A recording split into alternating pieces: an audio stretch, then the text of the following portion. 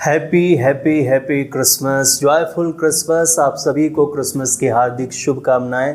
परमेश्वर आपको बहुतायत की आशीष दे और मेरी यह प्रार्थना है कि आपका ये क्रिसमस सबसे अच्छा वाला क्रिसमस हो जाए। और ये बहुत अच्छा हो जाएगा अगर हम क्रिसमस के अर्थ को भी समझते हुए चलेंगे कि क्रिसमस क्या होता है, क्रिसमस क्यों हम लोग मनाते हैं, क्यों सेलिब्रेट करते हैं। कहानी सबको पता है कि क्रिसमस के दिन क्या हुआ था। यीशु मसीह का जन्म हुआ था और यीशु मसीह हम सभी के उद्धार करता है, पालन करता है। लेकिन हम बात करने जा रहे हैं कि क्रिसमस में प्रभु परमेश्वर ने शरीर धारण क्यों किया, वो यीशु ही क्यों बना, क्यों शरीर धारण किया। उन रहस्यों के बारे में आज हम बात करेंगे। मैं आज आपको क्रिसमस की 10 महान वास्तविकताओं के बारे में बताऊंगा जो आपके लिए बहुत ज़्यादा ज़रूरी है कि आप इनको जानें कि क्रिसमस क्या है। जब इसके अर्थ को आप समझ लेते हैं तो क्रिसमस को सेलिब्रेट करने का मज़ा ही कुछ और है। इसीलिए इस क्रिसमस को सेलिब्रेट करने से पहले हम इसके अर्थ को जानेंगे, तब हम क्रिसमस को सेलिब्रेट करेंगे। Got it? हालेलुया। तो सबसे पहला नंबर पर आता है इनकारनेशन ऑफ गॉड, परमेश्वर का देह धारण। परमेश्वर ने देह धारण किया। यूहन्ना अध्याय 1 वचन 14 कहता है, और वचन देहधारी हुआ और अनुग्रह और सच्चाई से परिपूर्ण होकर हमारे बीच में डेरा किया, और हमने उसकी ऐसी महिमा देखी जैसे पिता के इकलौते की महिमा। तो वचन देहधारी हुआ और अनुग्रह और सच्चाई से परिपूर्ण होकर हमारे बीच डेरा किया। लेकिन ये क्यों हुआ उसके बारे में हम बात करना चाहते हैं। ये इनकारनेशन क्यों हुआ, ये देह धारण क्यों हुआ। तो सबसे पहले नंबर पर आता है पाप से उद्धार, डिलीवरेंस फ्रॉम सिन। आपको पता है कि हर एक मनुष्य पाप में गिरा हुआ है और वह चाह कर भी उन पापों से बाहर नहीं निकल पा रहा है। वह अपने प्रयासों को करता है पर वो बाहर नहीं निकल पाता है। और ऐसा आज ही नहीं हो रहा है बल्कि पहले से ही हो रहा है। हर एक व्यक्ति अच्छा बनने की कोशिश करता है पर वह गिरता और गिरता और गिरता चला जा रहा है। और बाद में हम कहते हैं कि इस दुनिया ने हमें खलनायक बना दिया है। और इस दुनिया को जो खलनायक है वो अपने खलनायकों को बनाता है। ये जो शैतान है, ये जो दुष्ट है, ये अपने खलनायकों को बनाता जाता है, ये अपने नायकों को बनाता जाता है और मनुष्य को पाप में डाले रखता है। ऐसा बंधन हर जगह उसने फैला दिया। आपको पता है ये जो पाप है, जब मनुष्य ने पाप किया था, आदम और हेबा की कहानी सबको पता है कि क्या हुआ था। उस अदन की वाटिका में एक बहुत बड़ी घटना घटी कि पूरा एक युग चेंज हो गया। वंश से वंश, वंश से वंश, जनरेशन टू जनरेशन ये फैलती चली आई और हर जगह ये सबके अंदर चली गई। ये जब उसने पाप किया आदम और हेबा ने, तो ये जो पाप है ये मनुष्य की देह में गया या प्राण में गया या आत्मा में गया। ये किस स्थान पर है? ये पाप हमारे स्वभाव में है। पाप स्वभाव के अंदर प्रवेश कर गया। अब जब स्वभाव के अंदर प्रवेश कर गया तो मनुष्य जो है अपने आप को मुक्त कर ही नहीं सकता, क्योंकि स्वभाव के विपरीत कोई व्यक्ति कैसे जा सकता है। विचार करो, कोई बिच्छू ले लो, बिच्छू अपने स्वभाव के विपरीत थोड़ी ना चला जाएगा। उसको पकड़ोगे तो वो डंक मारता है। कोई भी इंसान अपने स्वभाव के विपरीत नहीं चल सकता। और सृष्टि का ये नियम है, जो भी जिसका जो स्वभाव है वो उसके अनुसार कार्य करेगा। पाप के आने से क्या घटित हो गया कि परमेश्वर को बुरा लगा। पाप जो है ये परमेश्वर की पवित्रता और धार्मिकता के खिलाफ एक सिस्टम है। ये पवित्रता और धार्मिकता के बिल्कुल विरुद्ध है।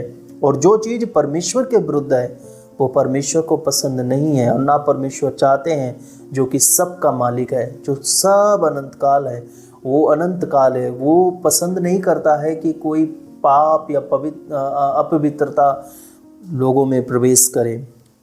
ये धार्मिकता और पवित्रता के विरुद्ध है। और जब ये हुआ, जब मनुष्य का स्वभाव पापी बना, तो ये परमेश्वर से हमें अलग कर चुका।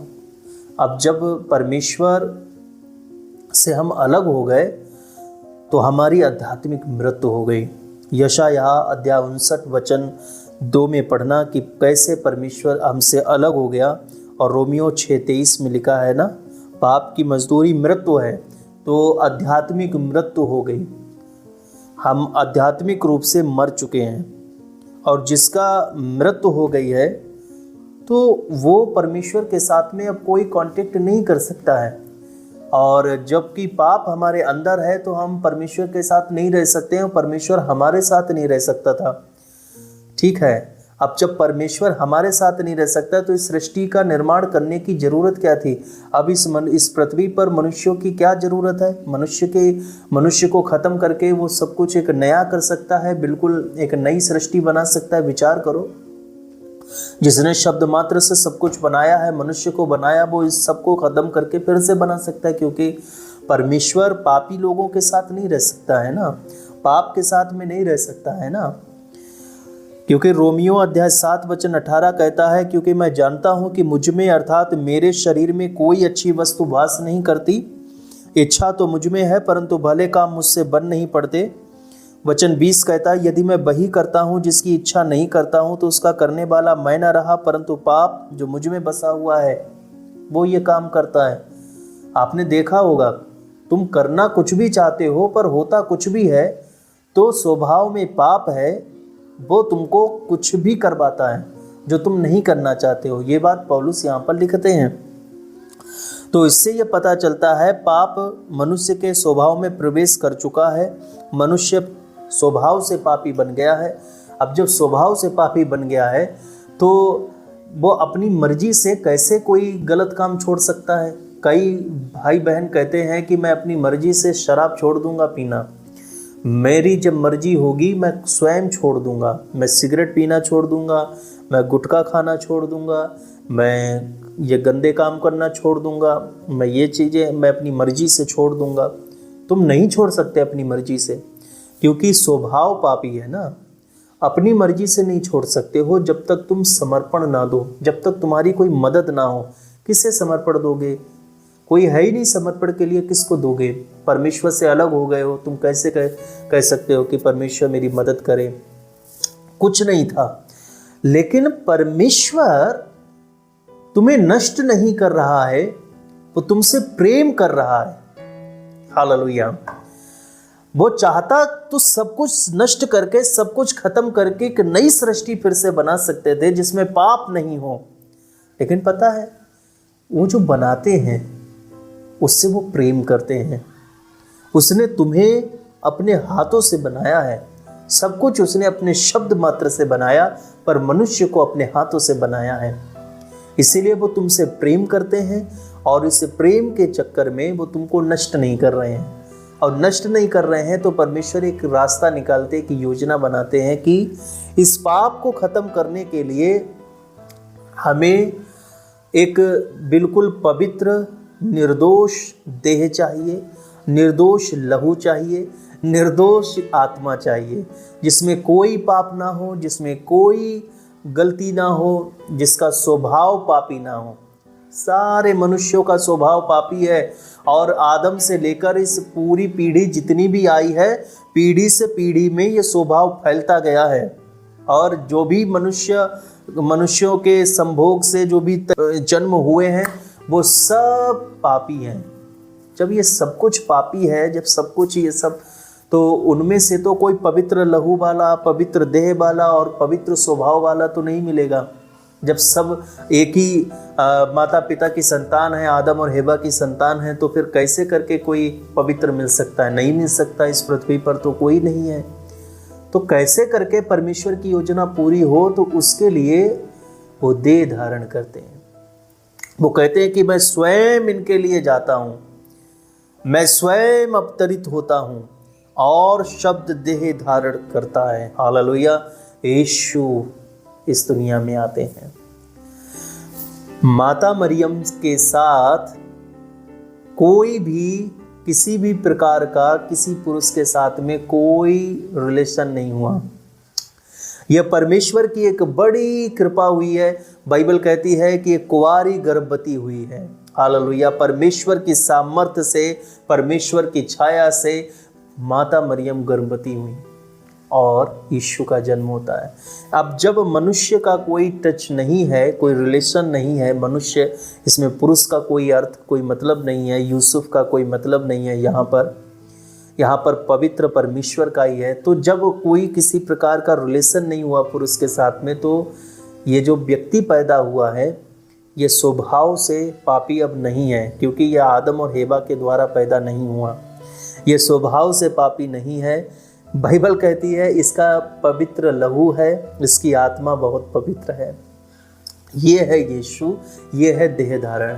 परमेश्वर स्वयं बीज बन गया माता मरियम के गर्भ में, और उसके बाद वह पुत्र जनी, इसका नाम यीशु रखा गया। ये है देह धारण का रहस्य। हालेलुया। ताकि मनुष्य की देह में जो मौजूद पाप है, इसको क्रूस पर चढ़ाकर नष्ट कर सके। जैसे कोई पिंजरे में कैद कर लेना, यीशु ने अपनी पवित्र देह में उस शैतान को, उस चाल को, उस पाप को, उस जो स्वभाव में था, उस पाप को कैप्चर कर लिया और यीशु ने उसको क्रूस पर चढ़ा दिया, अपने साथ में क्रूस पर चढ़ा दिया। और स्वयं यीशु तीसरे दिन मुर्दों में से जी उठे। पाप वहीं पर वहीं समाप्त हो गया। अब जो यीशु मसीह में विश्वास करते हैं, उनके जीवन में पाप नहीं रह गया। हालेलुया। इसीलिए हमें अब केवल यीशु में विश्वास करने की जरूरत है। आमीन। हालेलुया। इसलिए इनकारनेशन होना जरूरी था, परमेश्वर का देह धारण करना जरूरी था, क्योंकि यह पवित्र देह, पवित्र लहू, पवित्र आत्मा नहीं मिल पा रही थी। और दूसरे नंबर पर बात यह आती है परमेश्वर का प्रकटीकरण। परमेश्वर अपने आप को दिखाते हैं। पहला यूहन्ना अध्याय 1:18 कहता है, परमेश्वर को किसी ने कभी नहीं देखा, इकलौता पुत्र जो पिता की गोद में है उसी ने उसे प्रकट किया है। परमेश्वर को कोई नहीं देख पा रहा था। आपको पता है मूसा कुछ दिन बस परमेश्वर की बस पीठ ही देखा था, और पीठ देखने के बावजूद उसके चेहरे से किरणें निकलने लगी थी, रोशनी आने लग गई थी, चेहरे को नहीं देख पाए थे। इतना पवित्र परमेश्वर को कोई मनुष्य नहीं देख सकता था। बाइबल कहती है कि जिस पर्वत पर परमेश्वर उतरे थे, वहाँ पर केवल महिमा आई थी और पर्वत पिघलने लग गए थे। तो पृथ्वी उसको कंटेन नहीं कर सकती है, उसको रोक नहीं सकती। अब मनुष्यों के साथ में परमेश्वर निवास करने के लिए, खुद को प्रकट करने के लिए वो देह धारण करते हैं, ताकि हर कोई परमेश्वर को देख सके। इसीलिए यूहन्ना अध्याय 14:9 कहता है, जिसने मुझे देखा है उसने पिता को देखा है, जिसने यीशु को देखा है उसने पिता को देखा है। इसलिए देह धारण हुआ। आमीन। ताकि हम परमेश्वर को गहराई के साथ में समझ सकें।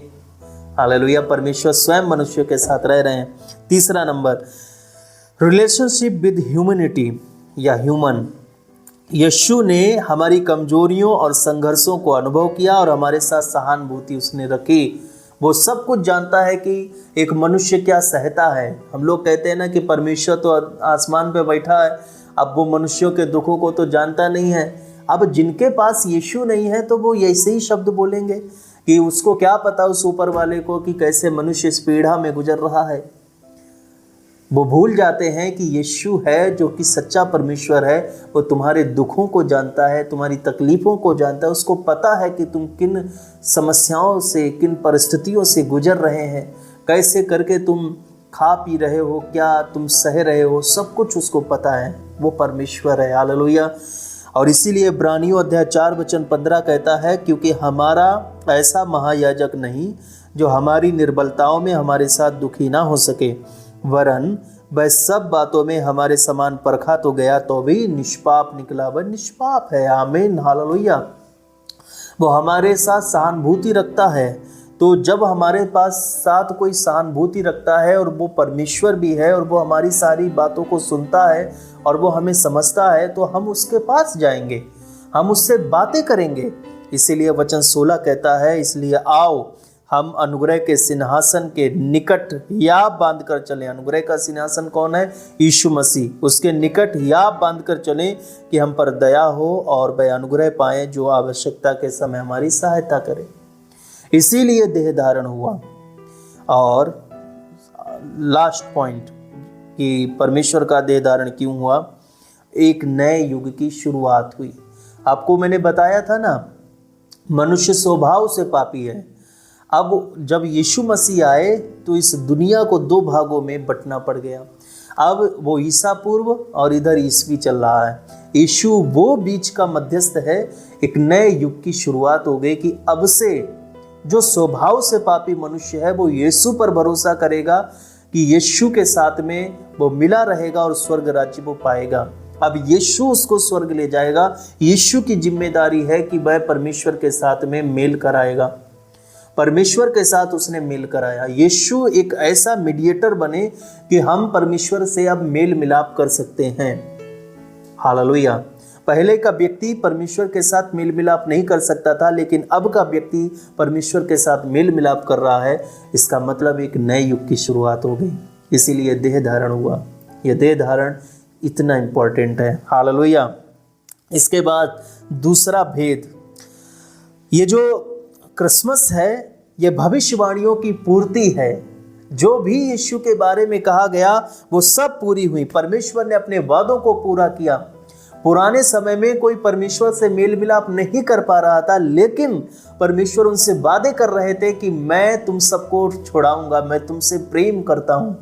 उसने अपने नबियों को भेजा, उसने अपने स्कॉलर्स को भेजा, उसने अपने लोगों को भेजा कि जाओ और मेरे बारे में उनको बताओ कि परमेश्वर एक योजना बना रहे हैं तुम सबको छुड़ाने के लिए, तुम सबकी मुक्ति के लिए। परमेश्वर के पास एक प्लान है, एक योजना है, तुम्हारे लिए एक बेहतर योजना है। आज जितने भी मैसेज को सुन रहे हैं मैं उनके लिए भी कहना चाहता हूँ, परमेश्वर के पास तुम्हारे लिए एक बहुत अद्भुत योजना है।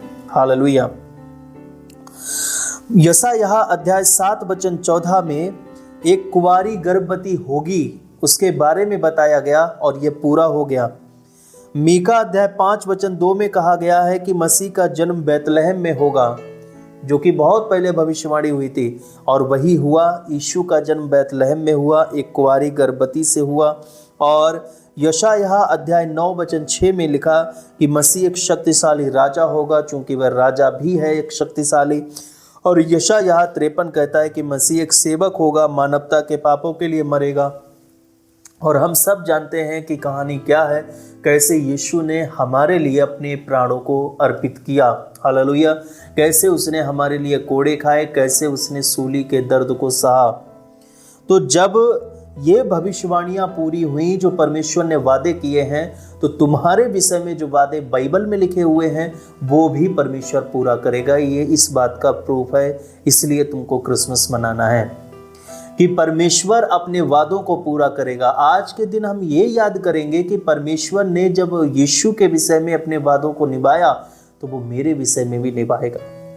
मेरे विषय में लिखी हर बातें पूरी होंगी। तुम्हारे विषय में क्या लिखा है बाइबल में? बाइबल को पढ़ो। तुम्हारे विषय में बहुत भविष्यवाणियां हैं, बहुत प्रोमिसेस हैं। परमेश्वर ने तुम्हारे लिए बहुत वादे किए हैं और वो अपने वादों को निभाएगा। एक भी वादे को वो तोड़ने नहीं जा रहे हैं। परमेश्वर तुमसे बहुत प्रेम करते हैं। हालेलुया। 100% वो वादे पूरे होंगे।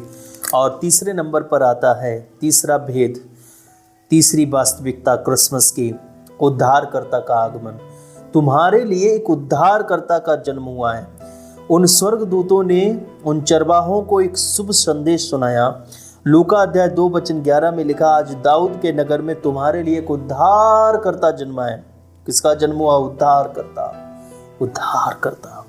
प्रेरितों 4:12 कहता है, किसी दूसरे के द्वारा उद्धार नहीं, क्योंकि स्वर्ग के नीचे मनुष्यों में और कोई दूसरा नाम नहीं दिया गया है जिसके द्वारा हम उद्धार पा सकें। केवल यीशु नाम दिया गया है जिसके द्वारा हम उद्धार पा सकें।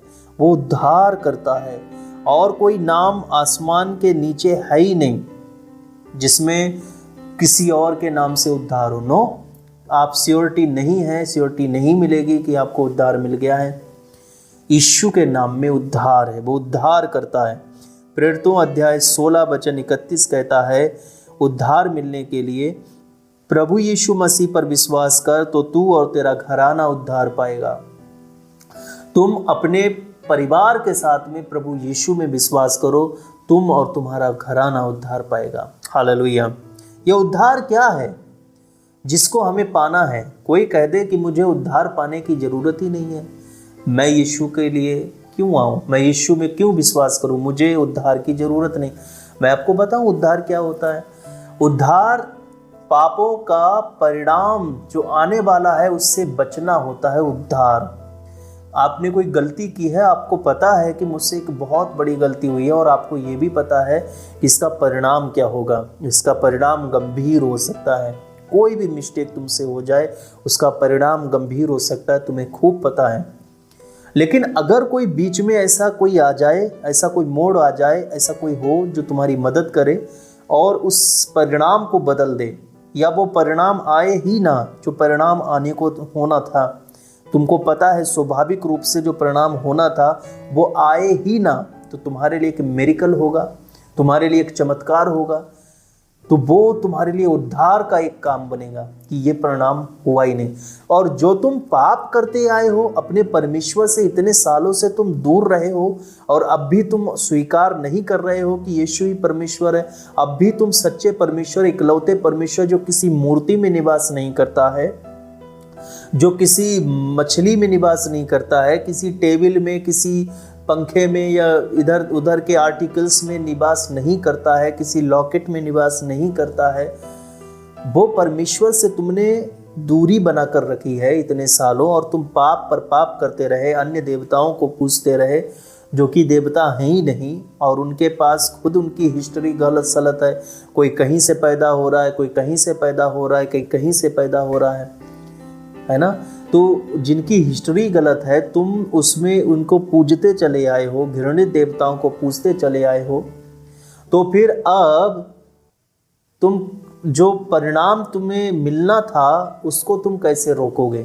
पाप की मजदूरी बाइबल कहती मृत्यु है। तुम पाप पर पाप करते जा रहे हो, इसकी मजदूरी तो तुमको मिलेगी। हर किसी चीज की मजदूरी तुमको मिलती है। तुम कहते हो ना कर्मा वापस आता है, कर्मा इज बैक, कर्मा वापस आता है। बहुत भाई बहन ऐसे बोलते हैं और आजकल ट्रेंडिंग में बहुत चल रहा है, कर्मा इज बैक, कर्मा वापस आकर ही रहता है। कर्म जो भी तुम करते हो वो वापस आता है। लेकिन जो तुमने बुरे कर्म किए हैं, इसका पॉजिटिव और निगेटिव दोनों मतलब होता है कि कर्मा इज बैक, कर्मा वापस आएगा। तो अगर तुम्हारा निगेटिव पॉइंट है, निगेटिव तुमने काम किए हैं, तो ये कर्मा तुम्हारे पास वापस आएगा, 100% आएगा। लेकिन क्या हो बीच में इस कर्म को जो तुमने किया अनजाने में, तुमने जो गलती की है, तुमने जो पाप किया है, तुमने जो कर्मा वापस आने वाला है, कोई इस कर्म को बीच में ही रोक दे तो क्या होगा? उसको कहते हैं उद्धार करता।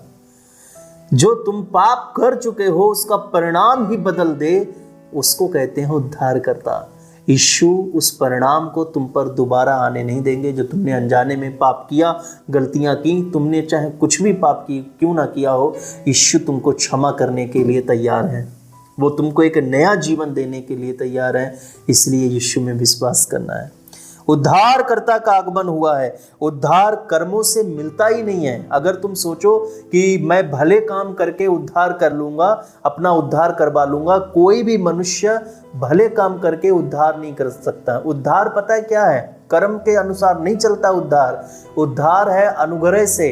अनुग्रह क्या होता है? मुफ्त में मिलता है। उद्धार मुफ्त की चीज है, पैसों से नहीं खरीदी जा सकती है, कर्मों से नहीं खरीदी जा सकती है। उद्धार अनुग्रह से मिलता है। उद्धार का देने का काम परमेश्वर का है। और जब परमेश्वर की हम मर्जी पूरी करना शुरू करेंगे, उसमें विश्वास करना शुरू कर देंगे, उसकी इच्छा पूरी करना शुरू कर देंगे, और परमेश्वर की इच्छा यह है कि उसके इकलौते पुत्र में विश्वास करो। जब तुम ये इच्छा परमेश्वर की पूरी करोगे, यीशु में विश्वास करोगे, परमेश्वर प्रसन्न होता है कि तुमने विश्वास किया कि मैंने देह धारण किया, मैं तुम्हारा उद्धार करता हूँ। वास्तव में तुम यीशु में विश्वास करने का मतलब वही परमेश्वर में विश्वास करना, क्योंकि परमेश्वर ने ही देह धारण किया। तो तुम ये विश्वास जब कर लोगे तो परमेश्वर तुमसे प्रसन्न होकर तुमको अनुग्रह देता है। अनुग्रह में तुमको मिलता है उद्धार। इसलिए तुम्हें उद्धार की आवश्यकता है। हर मनुष्य को उद्धार की आवश्यकता है। सबको छुटकारे की जरूरत है। मुझे भी है और मुझे मिला, तुम्हें भी मिलेगा। तुम आज विश्वास करो। ये मुफ्त है। ये कर्मों से नहीं खरीदा जा सकता है। भले कर्म करो, बुरे कर्म करो ना, ये कर्म से नहीं मिलता। ये मिलता है अनुग्रह से। Hallelujah. Number 4, manifestation of God's love. परमेश्वर का प्रेम प्रकट हुआ। यह क्रिसमस का चौथा रहस्य है। यूहन्ना अध्याय 3:16 कहता है, क्योंकि परमेश्वर ने जगत से ऐसा प्रेम रखा कि उसने अपना इकलौता पुत्र दे दिया।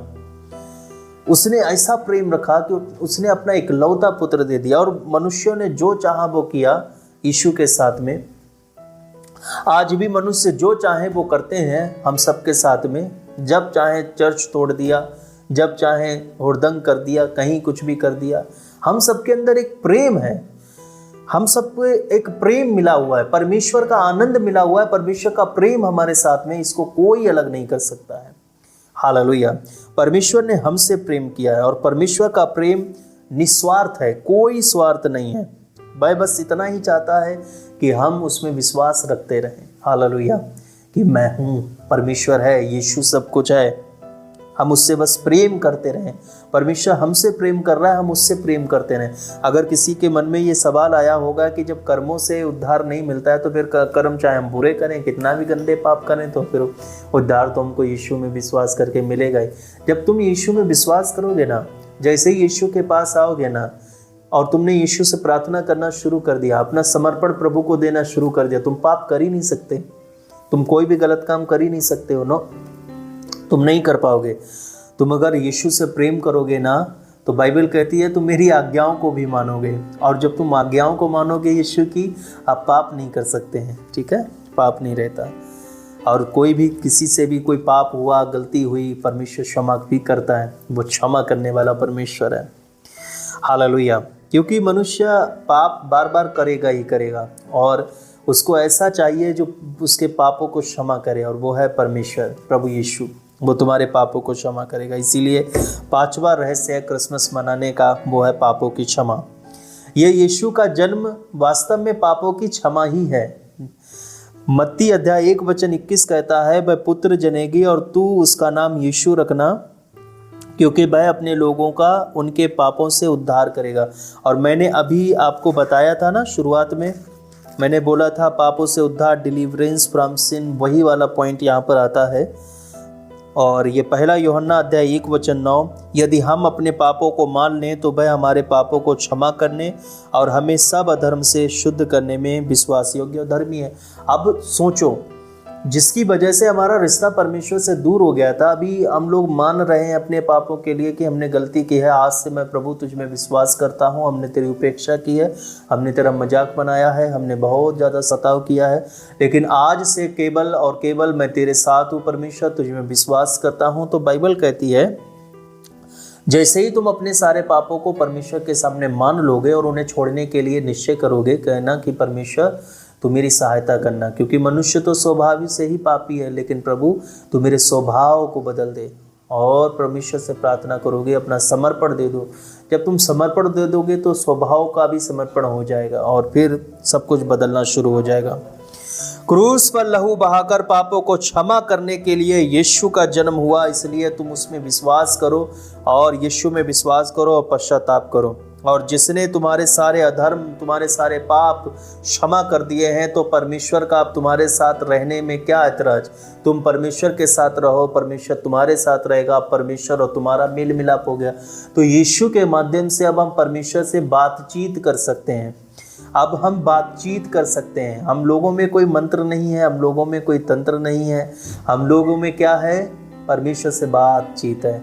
हम लोग प्रेयर में क्या करते हैं, बातचीत करते हैं। इसका कोई विधि नहीं है कि शुरुआत यहाँ से करेंगे, ऐसे ऐसे शब्दों से शुरू करेंगे, अगर तुमने गलत शब्द बोल दिया तो परमेश्वर अपना बंका फेंक कर मारेंगे और गर्दन अलग से कट जाएगी। ऐसा कुछ नहीं होने वाला।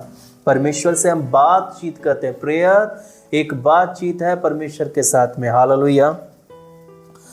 तो जिसने तुम्हारे सारे पापों को क्षमा कर दिया है, जिसने तुम पर एक बड़ी दया दिखाई है, तो हम उसकी स्तुति करें, ये हमारे लिए उचित है।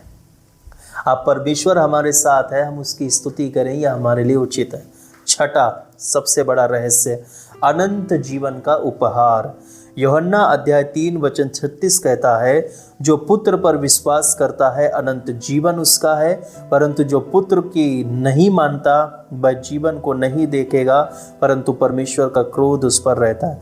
जो पुत्र पर विश्वास करता है अनंत जीवन उसका है। रोमियो अध्याय 6:23 कहता है, पाप की मजदूरी मृत्यु है, परंतु परमेश्वर का वरदान हमारे प्रभु यीशु मसीह में अनंत जीवन है। तो यीशु पापों की क्षमा ही नहीं, उद्धार करता ही नहीं, बल्कि अनंत जीवन का उपहार है। अनंत जीवन क्या है? अनंत जीवन से आप क्या समझते हैं? ये शरीर के साथ में जब तक हम इस दुनिया में हैं तब तक परमेश्वर के साथ हमारा मिलाप है, ऐसा नहीं है। हमारे साथ साथ में अनंत काल तक हमारी आत्मा के साथ में भी परमेश्वर है। हमारे परमेश्वर के साथ में शाश्वत संबंध है। ऐसा नहीं है कि आज संबंध है तो आगे चलकर बुढ़ापे तक टूट जाएंगे ना, कभी नहीं।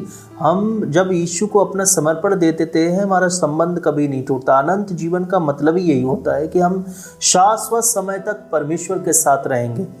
हम बस शाश्वत समय जानते हैं ना, परमेश्वर के साथ में हमेशा। कभी वो एरा खत्म ही नहीं होगा, कभी वो जीवन समाप्त ही नहीं होगा, कभी वो एंड आएगा ही नहीं। एक समय आएगा कि सारी आत्माएं नष्ट हो जाए। नो, हम परमेश्वर के साथ अनंत जीवन तक रहें। वो है शाश्वत, वो है अनंत जीवन, और वो यीशु देता है। हालेलुया। ये अनंत जीवन यीशु देता है। आध्यात्मिक पुनर्जन्म है ये अनंत जीवन, क्योंकि हम पापों के दासत्व से अब छूट चुके हैं। अब हम आत्मिक रूप से एक नई सृष्टि बन चुके हैं। स्वर्ग में हम अनंत काल तक वास करेंगे, यूहन्ना 10:28 कहता है। सुख और शांति हमारे जीवन में आएगी, इसको अनंत जीवन कहते हैं। अनंत जीवन में कोई दुख नहीं है, कोई पीड़ा नहीं है, कोई आंसू नहीं है, क्योंकि प्रकाशित वाक्य अध्याय 21:4 को जब आप पढ़ोगे तो वहां पर लिखा कोई दुख पीड़ा दर्द नहीं है, कोई वहां पर बूढ़ा नहीं है, कोई बीमार नहीं है। इसको अनंत जीवन कहते हैं और ये यीशु देता है। हालेलुया। आध्यात्मिक रूपांतरण हो जाता है, अंदर से बदलाव हो जाता है। जो हमारा स्वभाव पापी था ना, अब वो स्वभाव पापी नहीं रह जाएगा। अब कुछ पापी नहीं रह गया, अब हम आध्यात्मिक ट्रांसफॉर्मेशन हो जाएगा हमारा। और हम लोग क्या करेंगे? अब सच्चाई और आत्मा और सच्चाई से परमेश्वर की आराधना करेंगे। और कोई काम हमारे पास नहीं है, केवल परमेश्वर की आराधना करेंगे। कोई बड़े बड़े मंत्र या बड़ी बड़ी चीजें नहीं है कि तुमको इतनी बार ये बकना है तो तुमको उद्धार मिलेगा, या तुमको ये कृपा मिलेगी। नहीं, हम केवल परमेश्वर की आराधना करेंगे। परमेश्वर को अब सब पता है कि तुम्हें किन चीजों की आवश्यकता है, तुमको मिलेगा। विश्वास करो, यह अनंत जीवन। रोमियो अध्याय 8:38 से 39 कहता है ना, शाश्वत आशा हमको प्राप्त होती है। शाश्वत आशा मतलब कोई भी चीज तुमको मसीह के प्रेम से अलग नहीं कर सकते। ऐसा नहीं है कि स्वर्ग में तुम्हें एक बार स्वर्ग मिल गया, फिर स्वर्ग में रहते रहते रहते रहते बाद में तुमको और स्वर्ग से निकाल दिया जाएगा। नहीं, अनंत आशा है, हमें हमेशा वहीं पर रहना होगा। हम परमेश्वर के साथ हमेशा अनंत काल तक रहेंगे। समझ रहे हैं? ये है अनंत जीवन, अनंत आशा। 7वां क्रिसमस का सबसे बड़ा रहस्य शांति का राजकुमार है।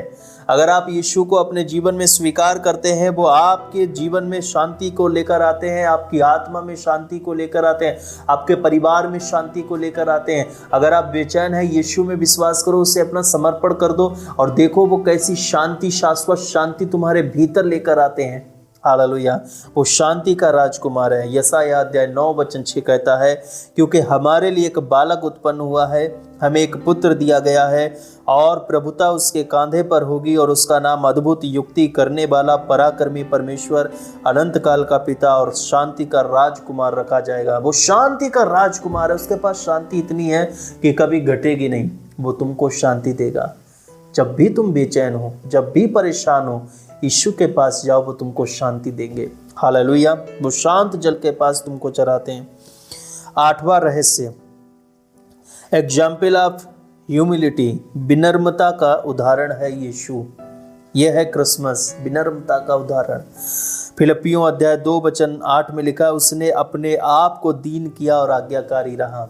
वो है जब परमेश्वर अपने आप को दीन कर रहे हैं। यहाँ पर ऐसा नहीं है कि परमेश्वर ने देह धारण किया, अभी वो बहुत शक्तियां अपनी दिखाएगा, विराट शक्तियों को दिखा रहा है, ऐसा नहीं है।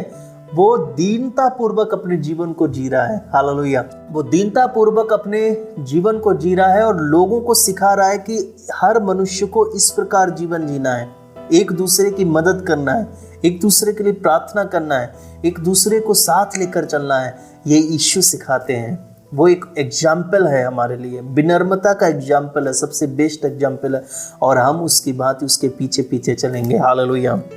और 9वां, कमिंग ऑफ द लाइट, यीशु ज्योति का आगमन है। जो हमारा जीवन अंधकार में जीवन था, अब हमारा जीवन अंधकार का जीवन नहीं रह गया, अभी प्रकाशमान हो गया। जो मैंने शुरुआत में सारी बातें बताई ना, अभी जब कोई पापी नहीं है, कुछ भी नहीं है, सब कुछ प्रकाशित हो जाएगा, हमारा मार्ग प्रकाशित हो जाएगा। आमीन, हालेलुया। यह है क्रिसमस। और 10वां सबसे बढ़िया मुझे लगता है वो है परमेश्वर के साथ मेल मिलाप। दूसरा कुरिन्थियों अध्याय 5 वचन 19 कहता है, परमेश्वर ने मसीह में होकर संसार का अपने साथ मेल मिलाप कर लिया है। तो अब हमारा मेल मिलाप किसके साथ हो गया? हमारे परमेश्वर के साथ मेल मिलाप हो गया। ये हो गया हमारा और परमेश्वर के बीच का एक रिश्ता। और अब हम परमेश्वर से बातचीत कर सकते हैं, परमेश्वर आपसे बातचीत करते हैं, वचन के माध्यम से बातचीत करते हैं और हमें खुशहाल बनाते हैं, हमारे जीवन को खुशहाल बनाते हैं। और यही मसीही विश्वास है। ये ईसाई कोई धर्म नहीं है, ये ईसाई कोई अलग से ये वो नहीं है जैसा आप लोग समझते हैं, संप्रदाय वगैरह टाइप का कुछ नहीं है। ये एक ऐसा विश्वास है, परमेश्वर के साथ में एक रिश्ता है, ये मसीहत। हालेलुया। बहुत से ईसाई लोग अगर समझते हैं कि मैं स्वर्ग चला जाऊं, ऐसा नहीं।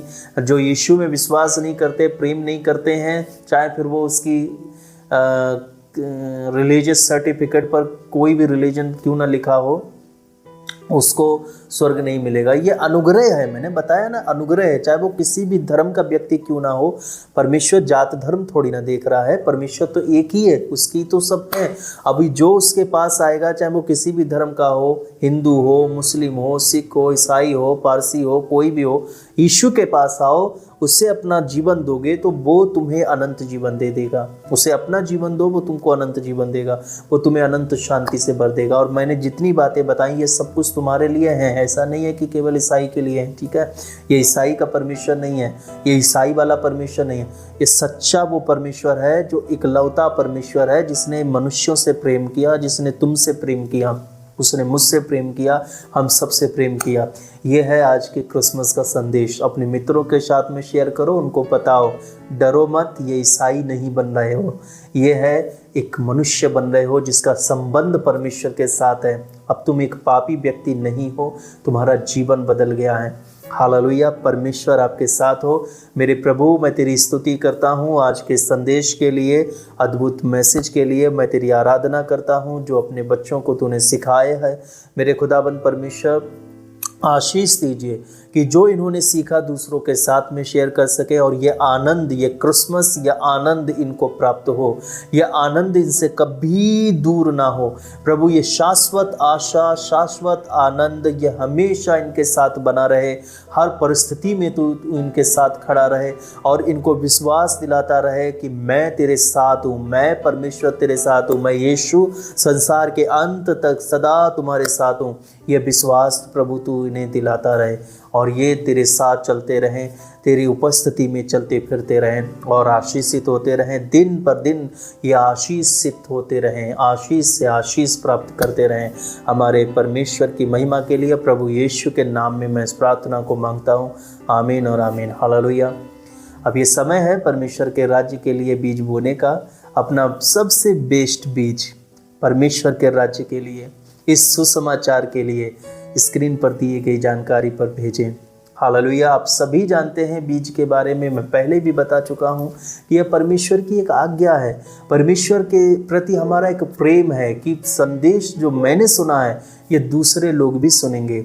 जिस प्रकार मैंने मैसेज को सुना, या मेरे पास कोई पत्रिका आई, कोई पास्टर आया, या जिस माध्यम से आपने पहली बार यीशु के बारे में सुना है, उसमें किसी ने दान दिया, किसी ने कोई खर्च किया होगा, उसके धन से वो पास्टर तुम्हारे पास आया, या वो बुक तुम्हारे पास आई, वो प्रिंट होकर, या कुछ भी जो तुम्हारे पास है, किसी ने दान दिया, किसी ने अपना कुछ दिया है और वो तुम्हारे लिए आया। और सोचो, जब तुमने विश्वास किया तो जिस व्यक्ति ने दिया वो कितना आशीषित हुआ होगा तुम्हारे कारण। अब तुम्हारा काम है कि तुम कलीसिया में बो, ताकि इसके दान से पता नहीं किसका जन्म हो जाए, और जिसका मसीह में नया जन्म होगा तो तुम आशीषित हो जाओगे। इसीलिए ये परमेश्वर का राज्य कोई रिस्क का राज्य थोड़ी ना है, इसमें कोई रिस्क नहीं है। अगर तुम परमेश्वर के राज्य में बीज बोते हो, इसमें रिस्क नहीं है, कभी भी रिस्क नहीं होगा। विश्वास करो, आप काटोगे, आप फलोगे, फूलोगे, परमेश्वर आपको बहुतायत की आशीष देंगे। चलिए, आप लोग क्रिसमस को एंजॉय करिए अच्छे से, और हाँ, किसी भी प्रकार का गलत काम नहीं करेंगे। क्रिसमस के दिन आप केवल मसीहत में ही और मसीह के दायरे में रहकर इसको मनाएंगे, ठीक है। कोई भी आप उस सीमा को, उस बाउंड्री को पार नहीं करेंगे। गलत या सांसारिक सॉन्ग्स, सांसारिक चीज़ें, सांसारिकता की तरह मेरी करना, मतलब कि बहुत खा पी के मतलब मेरी करना, शराब नशा, ये कुछ नहीं होता क्रिसमस में, ठीक है। ये हमारे विश्वास में नहीं होता। ये वो लोग हैं जो खुद को केवल ईसाई मानते हैं, ठीक है। उनकी तरह नहीं करना, तुमको एक पवित्रता वाला क्रिसमस मनाना है। और चलते हैं, फिर मिलते हैं नए शर्मन के साथ में। Shalom and happy Christmas. Thank you for watching.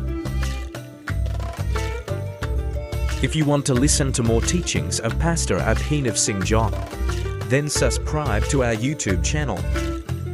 You can also watch the suggested videos